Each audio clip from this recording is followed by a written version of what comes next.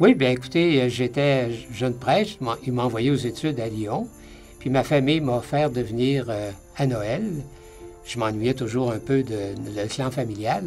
Alors, avion jusqu'à Montréal. À Montréal, grosse tempête. Et puis, là, c'était impossible d'aller jusqu'à Québec. Alors, j'étais pris seul à l'aéroport de Dorval à l'époque. Et je me suis dit, qu'est-ce que je fais? Bien, je vais appeler un ami jésuite qui me dit, écoute, tu es là, on va aller te chercher, même s'il y a une tempête, puis on va t'amener à un endroit. On va passer Noël ensemble. Alors, je dis, au moins, je ne serai pas tout seul. Alors, ils viennent me chercher, on se rend dans le nord de Montréal, même s'il y avait une grosse tempête. Et là, je m'aperçois qu'il y avait 2, 3 jésuites. Et là, c'était une rencontre de familles d'étrangers. Une quinzaine de personnes, quelques couples avec des enfants. Et on était dans un très grand chalet. Et là, je me suis dit, oh, ce soir, c'est ce genre de Noël que j'ai là. J'ai appelé ma famille pour dire ma tristesse, puis en même temps, je me suis dit, ben coudonc, je suis avec eux.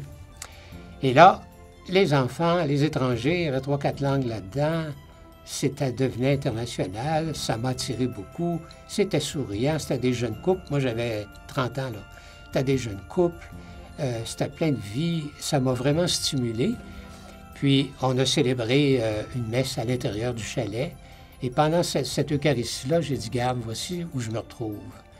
Dans une maison commune, comme l'enfant dans la crèche. Puis voilà que c'est des étrangers qui nous accueillent. Et puis, je me suis pas rendu à destination pour le recensement familial, mais je me retrouve avec ces gens-là.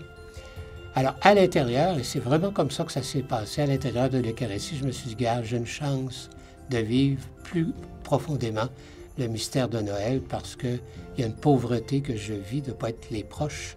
Puis en même temps, il y a quelque chose de très riche parce que c'est la présence du Christ à l'intérieur de tous ces étrangers, toutes ces familles qui nous entourent. Alors c'est comme ça que ça s'est passé.